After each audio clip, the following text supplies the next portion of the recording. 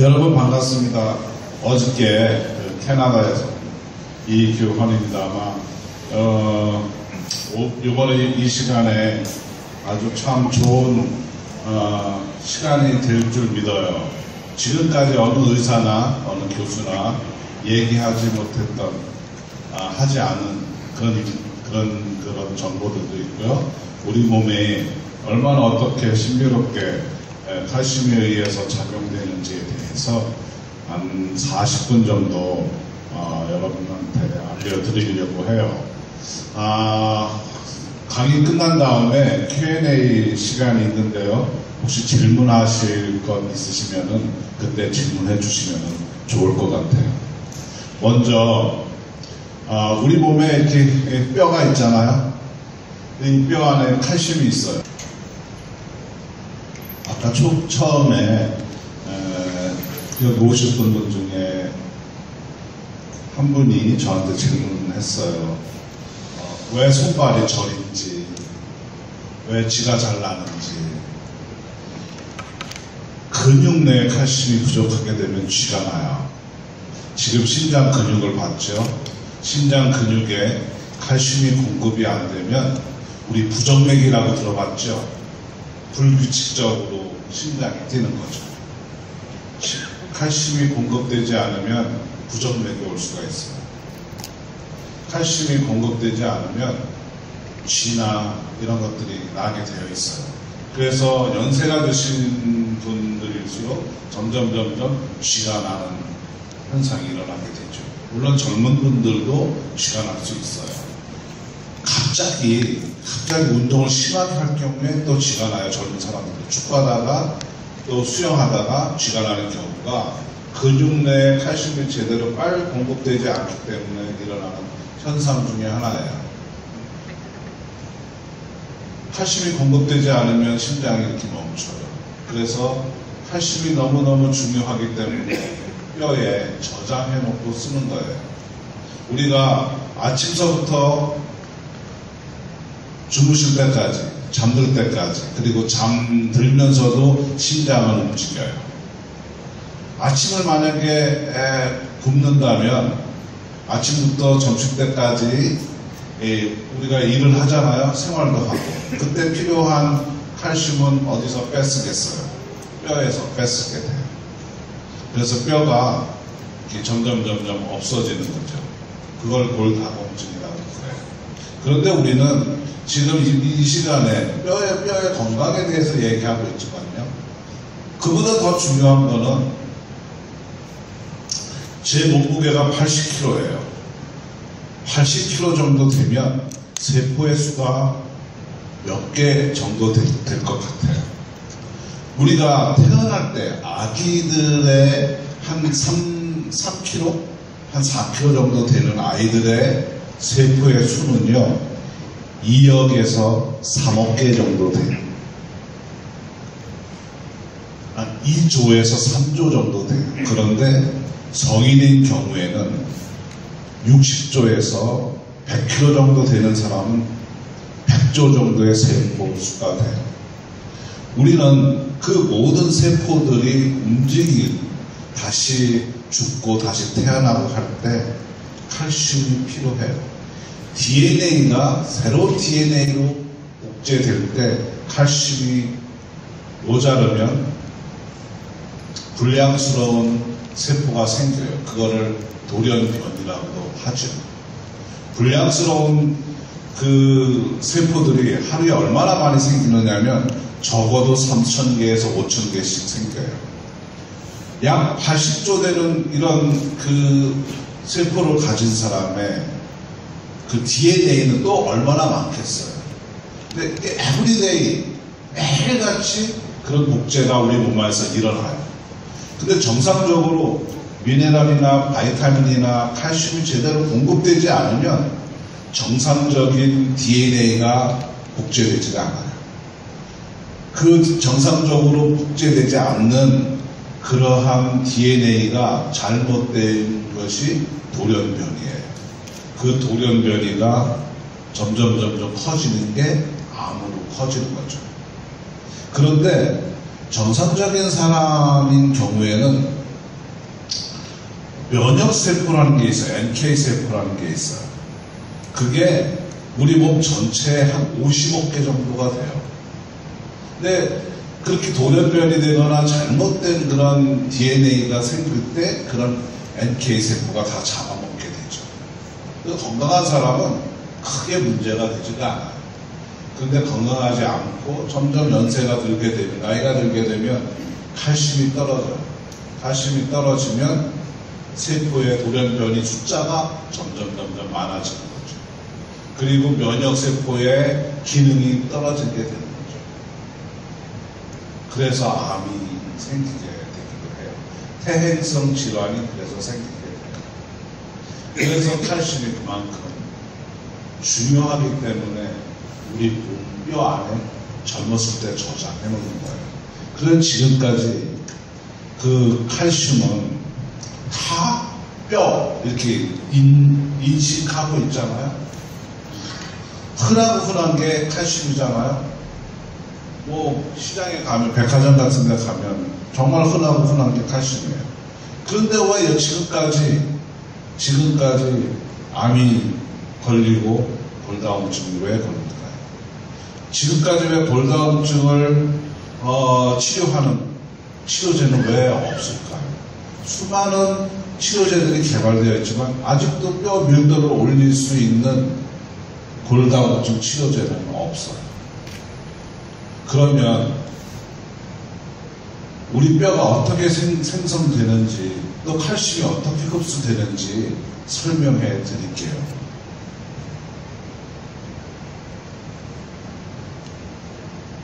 우리 위가 있어요.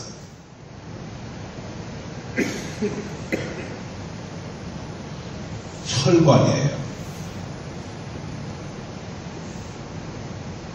뼈예요.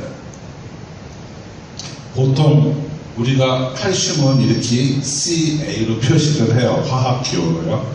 우리 칼슘을 먹어요.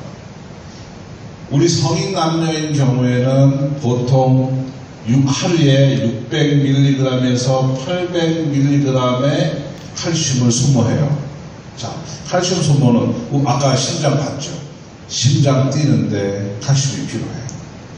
지금 말하고 있는데 혀 움직이는 것도 칼슘이 필요해요. 눈 보는 거, 생각하는 거 모두가 칼슘이 필요해요. 운동하는 거 더 많이 필요하죠. 운동하는 거. 근육을 사용해야 되니까. 그래서 통상 한 600에서 그 직업에 따라서 다르지만 한 800 정도, 800mg 정도가 필요해요. 그래서 일단 우리가 한 타블렛 정도의 그 칼슘 그 보충제를 먹게 되잖아요. 그래서 위에 이렇게 들어가요. 보통 그런데 그 칼슘제는 바이타민 D 플러스가 되어 있어요.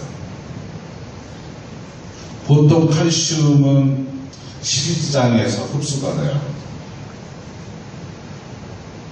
비타민 D가 꼭 필요해요. 칼슘 흡수되고. 그래서 보통 아무리 많은 양의 칼슘을 먹더라도 다 흡수는 안 되지만 그래도 10%에서 15%는 흡수가 돼요. 그럼 만약에 우리가 1000mg의 칼슘 타블렛을 먹으면 최소한 100mg, 1000mg에 10%, 100mg은 흡수가 되죠. 그게 혈액 내로 들어가요. 근데 문제는 아까 심장 근육을 움직이는 칼슘은 어떤 칼슘인가? 이 칼슘은 심장 근육을 못 움직여요. 이상하죠? 제 몸에 있는 피를 모조리 빼면요, 얼마나 될까요? 피를 다 빼면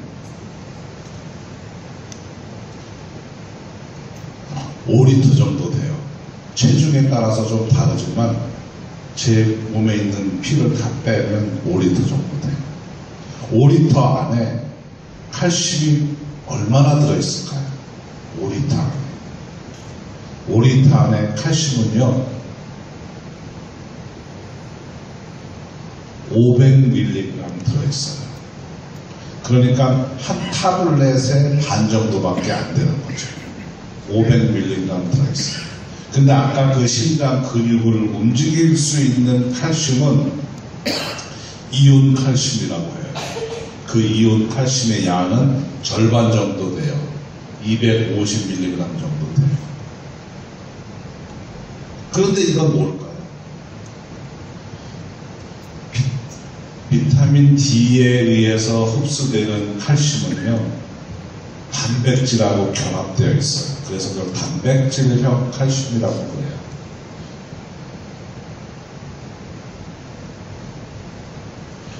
단백질하고 붙어 있어요. 그 단백질은 알부민이에요. 이 칼슘은 운동을 하지 않으면 끊어지지가 않아요. 그래서 단백질을 사용해야만 칼슘을 사용할 수가 있어요. 그런데 그러니까 아무리 칼슘을 이렇게 많이 먹어도 뼈로는 안 들어가죠. 뼈로 들어가려면 이온 칼슘이어야만 뼈로 들어갈 수가 있어요. 왜 이온 칼슘이어야 뼈로 들어가느냐면 우리 목에 갑상선이 있어요.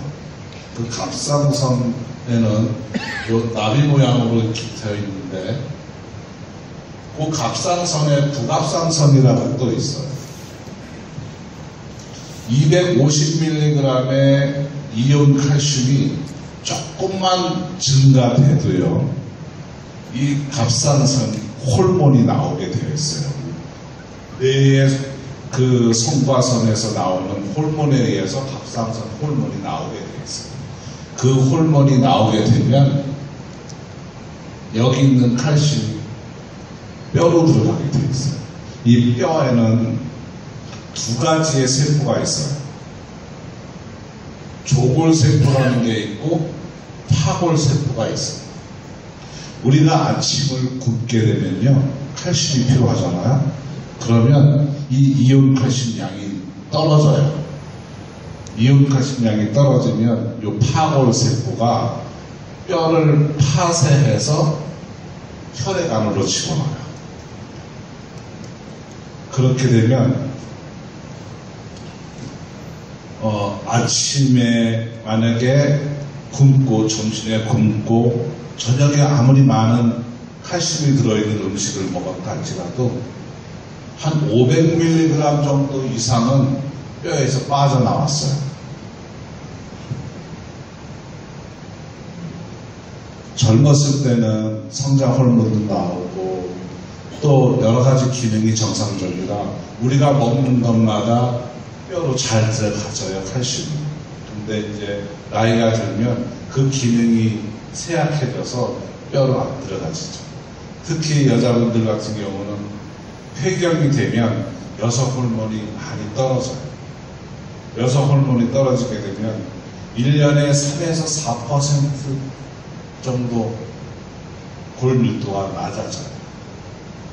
그래서 대부분 60 정도 되시면 3명 중에 한 분 여자분들은 골다공증이에요. 예전에는 골다공증이라는 말이 없었어요. 거의 없었어요. 왜냐하면 예전에는 한강 넘으신 분들이 그리 많지 않았거든요. 마을에도 한두 분이. 그리고 한강 지난 다음에 금방 이렇게 돌아가시고. 그러니까 골다공증이라는 게 없었는데 지금은 오래들 사시니까 골다공증이 이제 이슈화되어 있어요. 대부분 골다공증 걸리게 되면 뼈에 대해서 설명 한번 해드릴게요. 뼈는 가로뼈와 세로뼈가 있어요. 대부분 골다공증 걸리게 되면 세로뼈는 안 없어지고요, 가로뼈부터 없어져요. 왜냐하면 세로뼈는 지탱을 해야 되니까. 가로뼈가 없어지니까요, 옆으로 약간만 비틀려져도 툭 부러져요. 그래서 할아버지들이 그렇게 금방 별로 힘들지 않았는데 툭 부러지는 이유가 가로뼈가 거의 없어졌기 때문에 그래요. 대부분 캐나다는 그래요. 캐나다는 1년에 한 6만 명 가까이 프랙처, 대퇴부 골절을 할머니, 할아버지들이 많아요. 지금은 양로원에 많이 계시더라도 침대를 다 없앴어요. 매트리스만 깔고 계시고 거기서 주무시는데 그 매트리스 한 15cm, 20cm 정도 되잖아요. 거기 매트리스에서 슬쩍 엉덩방아 이렇게 쪄도 엉덩이 뼈가 부러져요. 그러면 여자분들은 오래 못 사세요. 우리가 보통 젊은 사람들도 한 열흘 동안, 보름 동안에 입원시켜 놓으면 환자가 되잖아요. 대사 기능이 다 떨어져요. 근데 이제 연세 드시면 누워 계시면 대사 기능이 떨어지니까 오래 못 사시죠. 그래서 거의 대부분 1년 내에 사망하는 사망률이 70에서 80%까지 사망률이 높아져요. 다른데 모두 건강하더라도요, 뼈가 부러지면 그렇게 돼요. 그래서 그 뼈가 그만큼 그렇게 중요한 거죠.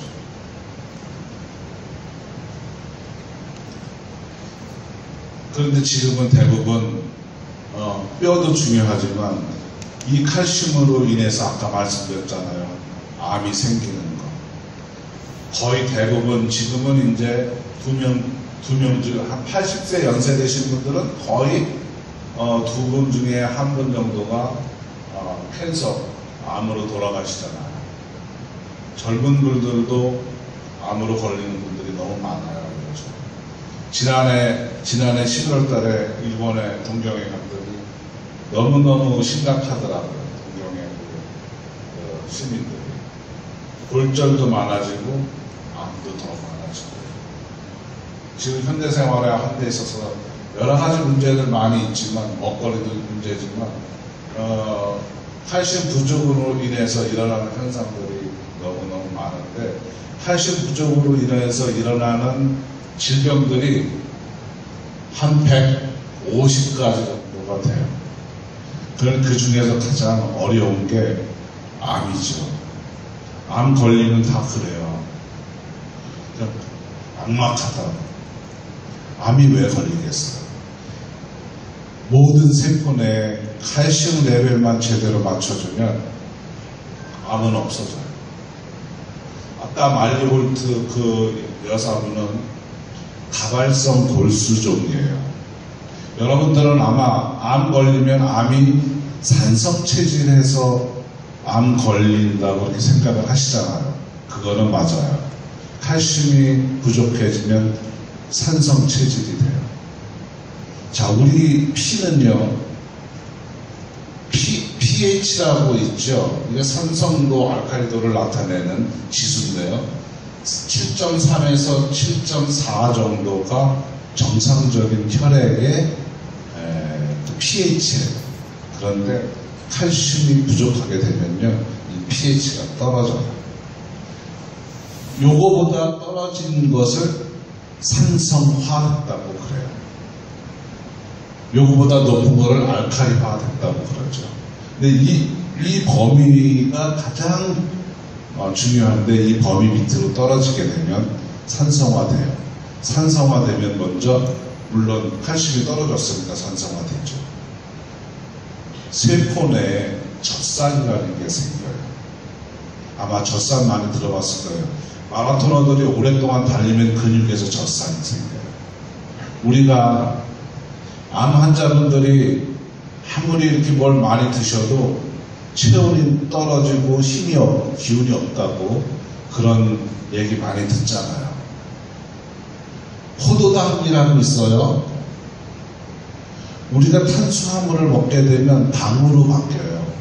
이 포도당은요, 산소하고 O2라는 산소하고 결합하면 이산화탄소하고 물하고 에너지가 나와요. 포도당 하나가 발생시키는 에너지의 양은 36 정도가 돼요. 그런데 암세포에서는요, 이렇게 안 되고 젖산이라는 게 나와요. 젖산이라는 게 나오면 에너지는 2밖에 안 돼요.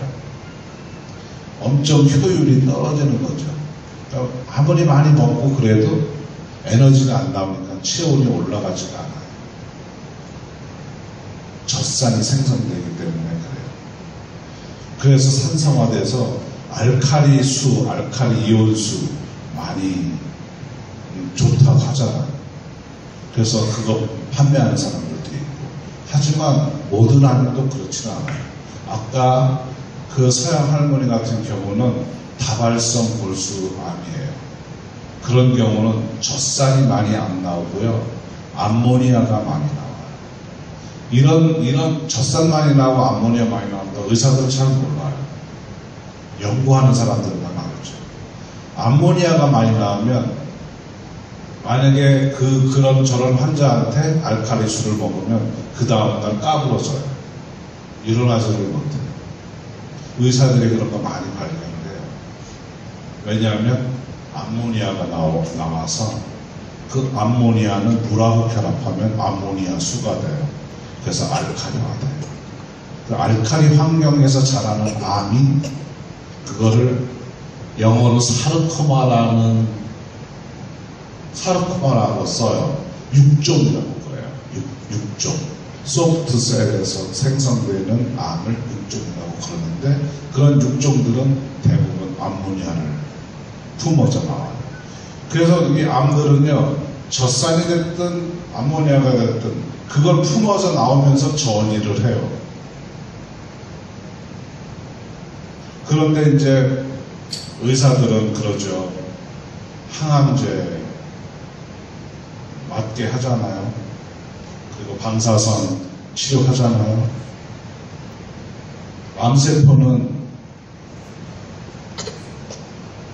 암세포 안에 한 가지 종류의 암이 있지는 않아요. 수백, 수천, 수만 가지의 암 종류가 있어요. 그런데 항암제는 몇 가지 종류가 안 돼요. 그에 비하여. 그래서 보통 항암 치료를 할 때 3가지, 4가지, 5가지 이렇게 항암제를 믹스하고 해요. 칵테일 요법이라고 하죠. 그래서 어느 놈이 맞든 죽으라고 하는 거죠. 이 안에 보통 수천 가지, 수만 가지의 암들이 있는데 어떤 거든지 항암제를 맞게 되면 죽는 놈도 있고 싹 오그라드는 놈도 있고 피하는 놈도 있고 각색의 암세포들이 있어요. 이 항암제로 암기한다 하도요. 암은 죽지 않아요. 없어지지가 않아요. 지금까지 100년 넘게 의학이 발달되어 있지만 암 환자는 줄어들지가 않아요. 그런데 요즘 뭐라고 표현들을 하느냐면 병원에서요. 유방암 치료율이 엄청 높아졌다고 그래요. 그렇죠? 뭐 20%, 30% 치료율이 높아졌다고 그래요. 왜 그런 말을 쓸까요? 초기에 진단율이 높아졌어요.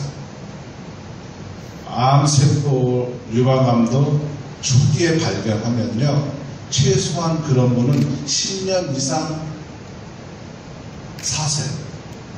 가만 놔둬도 10년 이상 사세요. 그런데 병원에 가면 그거 수술하잖아요. 그래서 병원에서 5년 이상 살면 치료됐다고 판정을 해요.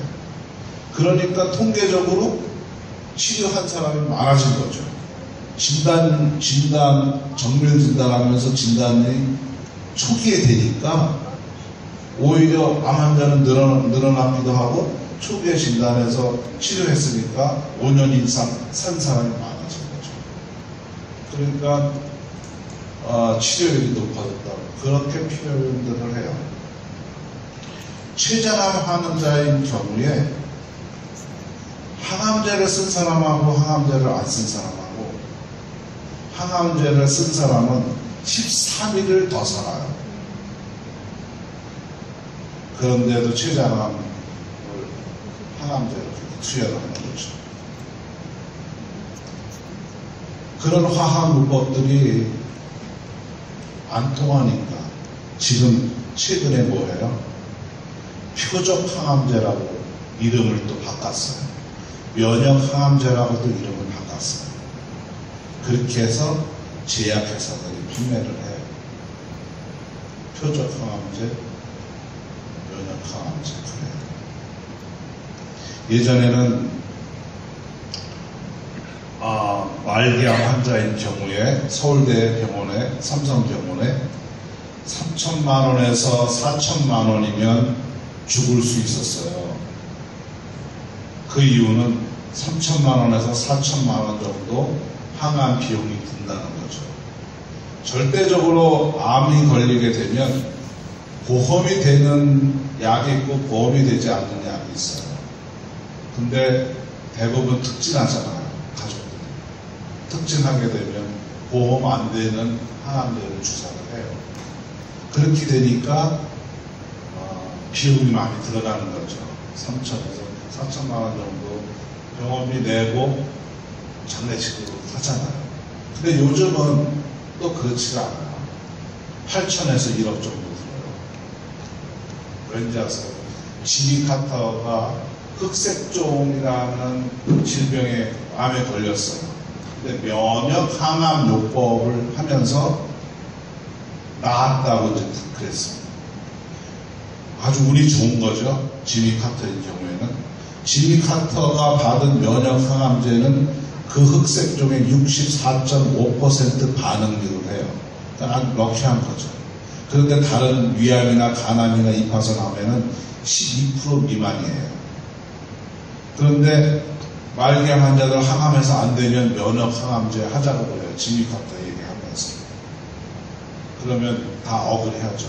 지미 카터가 1년에 15만 불 들었어요. 그 면역 항암제. 한 달에 10,000불에서 15,000불 들어요. 한국 삼성병원에서 900만 원 들어요. 한 달에. 그러니까 그거 치료받다가 사망하니까 3천, 4천 더 추가돼야만 살 수가 있는 거죠.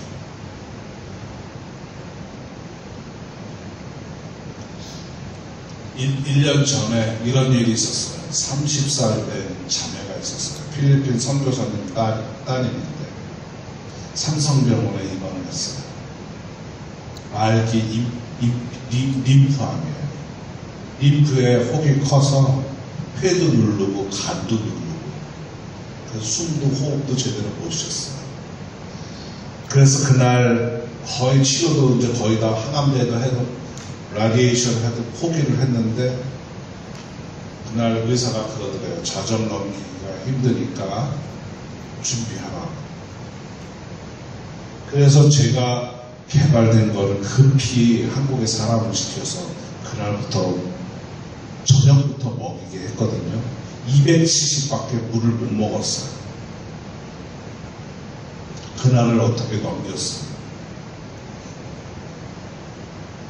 한 달간 먹으면서 이 영은 자매라고 하는 이름이 영은인데 이 자매가 2리터까지 물을 먹더라고요. 그러더니 휠체어를 타고요. 사람하고 대화도 하고 손님도 많고 그랬는데 병원에서 면역 항암제 하자고 그러대요. 항암제는 케미컬이에요.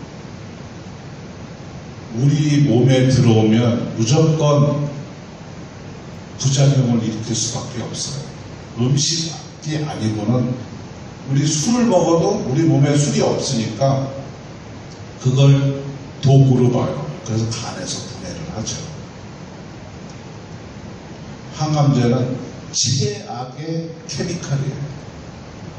그래서 미국 암연구소에서 88년도에 보고서를 냈어요.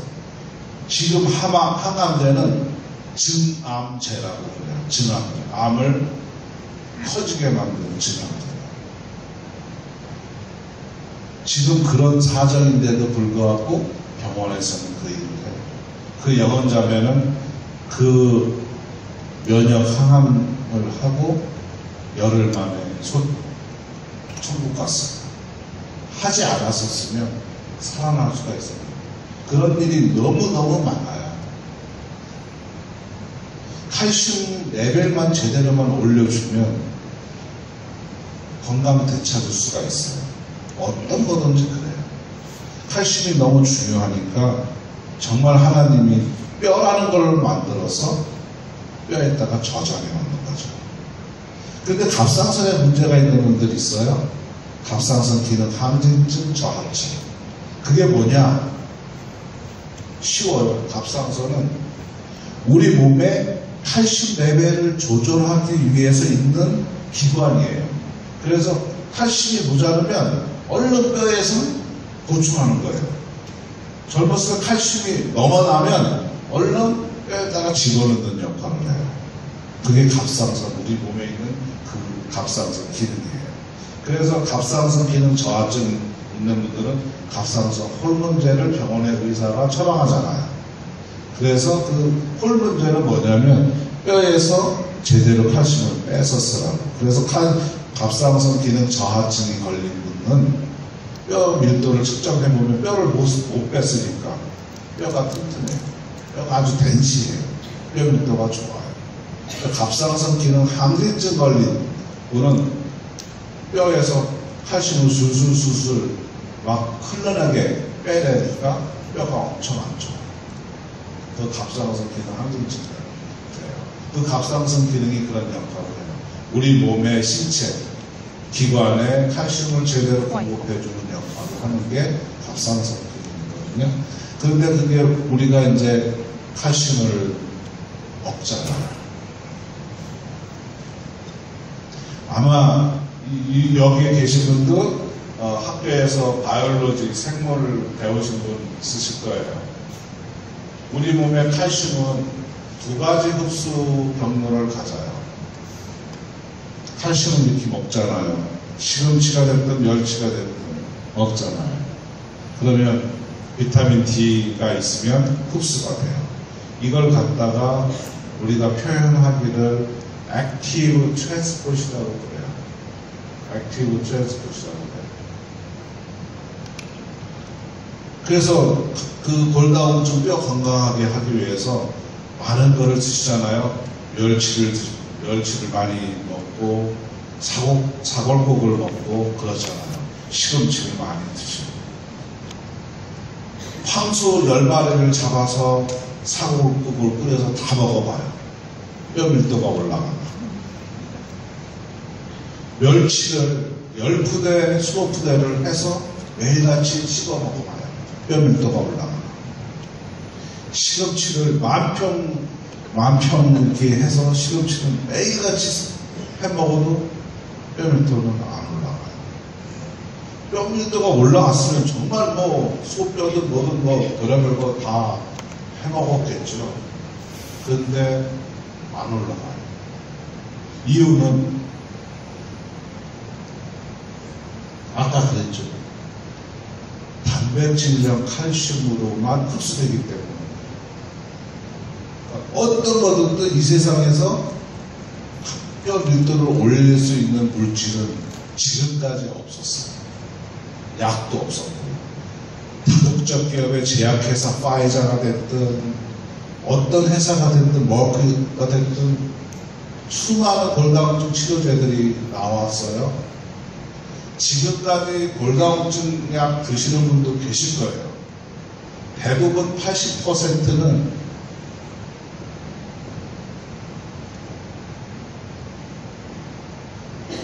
비스포스포네이트라는 화학 물질이에요. 그거는 요 파골세포를 꼼짝 못하게 만드는 역할을 해요. 비스포스포네이트라는 게. 그래서 그걸 먹게 되면 뼈에서 못 뺏는 거예요. 뼈는 유지가 되는 거죠. 80% 시약 병원에서 처방하는 거는 대부분 이 약이에요. 그 다음에 에스트로겐 수용치라고 있어요. 여자 호르몬. 그건 유방암이나 자궁암 이런 그 발병 그 찬스가 있어서 처방을 잘 안 하죠. 또 여러 가지 더 다른 그런 그 골다공증 약이 있는데 1년에 최고로 골밀도를 올릴 수 있는 게 4.1%인가 그래요. 1년에 최고로 골밀도 올릴 수 있는 지금 치료약들이 그래요.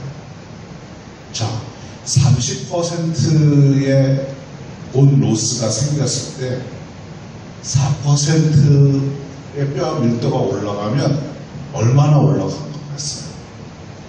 거의 안 올라간 거나 마찬가지예요. 30%가 뼈가 없어졌는데 4%면 약 1.2%? 그러니까 28.8 정도밖에 안 되는 거죠. 그러니까 의미가 없어요. 그래서 지금까지 골다공증 치료제는 뼈를 유지시키는 것을 목표로 해요. 그걸 골로 해요. 그러니까 지금까지 어떤 물질도 뼈 밀도를 올릴 수 있는 그런 약제는 없어요. 이 방법밖에 없었기 때문에 그래요. 제가 새롭게 개발된 거는 이 칼슘이 그냥 일로 들어가요. 이걸 갖다가 뭐라고 하면 패시브 트랜스포트라고 해요. 점막을 통해서 들어가게 만들었어요. 이 점막을 통해서 들어가니까 바로 이온 칼슘이 250ml라면 252나 253이 돼요. 이렇게 조금만 혈액 안에 이온 칼슘량이 조금만 늘어나잖아요. 그럼 바로 갑상선이 기능을 해요. 그래서 2011년에 동물 실험을 한번 한 적이 있었어요. 쥐 실험부터 했었죠. 암놈 쥐를 난소를 제거를 하면 바로 골다공증이 걸려요. 아마 여기서도 수술하신 분도 계실 거예요. 자궁암 수술하면서 난소까지 제거하시는 분도 있고, 난소는 그대로 내는. 난소를 제거하게 되면 바로 아무런 조치도 안 하면 골다공증이 걸려요. 그런 쥐를 제가 개발한 칼슘을 먹여봤어요. 8주를 먹이니까 골다공증이 바로 정상 쥐가 됐어요. 뼈가. 그래서 그때서부터 사람들한테 해보기 시작했죠. 그랬더니 정말 30% 뼈가 거의 없어진 분이 전부 정상으로 되는 거예요. 그런데 뼈가 좋아지는 것이 문제가 아니라 7, 8년 전에 덴마크에서 실험을 한 보고서가 있어요. 25,000명 되는 여자, 남자 나누어서요. 50대에 뼈가 튼튼한 사람하고 뼈가 튼튼하지 않은 사람 평균 수명을 측정을 했어요. 20몇 년 동안 그 조사를 했는데 50대 뼈가 튼튼한 사람하고 튼튼하지 않은 사람하고 평균 수명이 11년 6개월 차이가 나요. 뼈가 튼튼하면요 골수가 튼튼해요. 골수가 강건해요. 골수에는 역할이 뭐예요? 면역세포를 생산하는데. 아까 그 말리홀트 골수 아니에요. 칼슘을 제대로 공급해 주니까 골수가 정상으로 되찾아졌어요. 아무리 항암제를 투여를 해도 골수암을 이겨낼 수가 없어요. 백혈병이라는 것도 있죠. 백혈구가 많아지는 병이 있고 백혈구가 적어지는 게 있어요.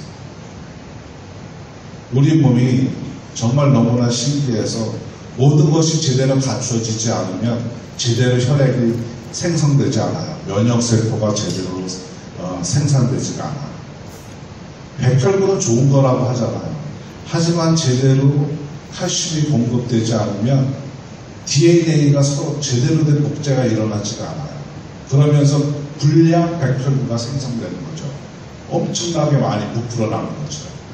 아이들한테 소아 백혈병들이 그런 현상이 많아요. 지금 대한민국에 신생아들을 조사를 했어요.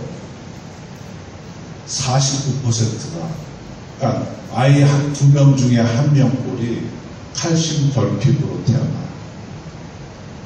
칼슘 결핍이 되니까요. 뭐가 많아져요? 장애아가 많아져요. ADHD, 다운 증후군, 자폐아 엄청나게 늘어났어요.